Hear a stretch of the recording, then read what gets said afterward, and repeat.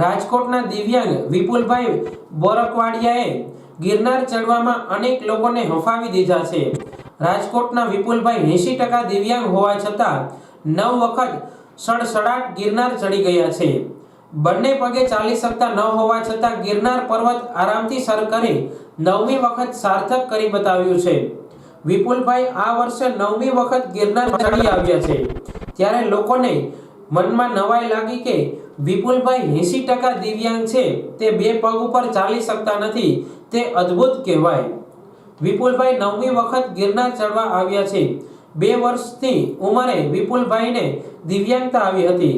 2016માં પ્રથમ વખત ગિરનાર ચડ્યા હતા, ત્યારે ઇન્ડિયા બુક ઓફ રેકોર્ડમાં સ્થાન મેળવ્યું હતું।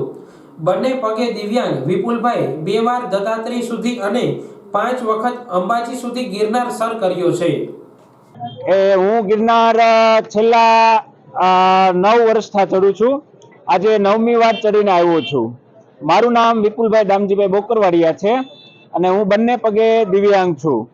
હવે જ્યારે હું 2 વર્ષનો હતો ત્યારે મને બંને પગમાં 80% વિકલાંગતા આવી ગઈ હતી, પણ મેં હિંમત હાર્યા વગર આ બધી સિચ્યુએશનનો સામનો કર્યો હતો। હવે જ્યારે હું 2016માં જ્યારે પહેલી વાર ગિરનાર ચડવા ગયો હતો, ત્યારે મને ઇન્ડિયા બુક ઓફ રેકોર્ડમાં સ્થાન મળ્યું હતું અને મને મેડલ આપીને સન્માનિત કરવામાં આવ્યો હતો। આજે 16 ડિસેમ્બર 2023ને શનિવારના રોજ હું 9મી વાર ગિરનાર ચડીને આવ્યો છું। હવે 9 વાર હું ગિરનાર ચડવા ગયો, એમાંથી 7 વાર હું અંબાજી સુધી અને 2 વાર દત્તાત્રેય સુધી જઈ આવ્યો છું। હવે મારી સાથે આ વખતે 105 મિત્રો હતા મને સાથ સહકાર આપવા માટે। આ બધા જે મિત્રો હતા એ ડગલે ને પગલે મને મનોરંજન પૂરું પાડીને મારો સાથ સહકાર ભરપૂર આપેલો છે, તો એનો પણ હું ઋણી છું।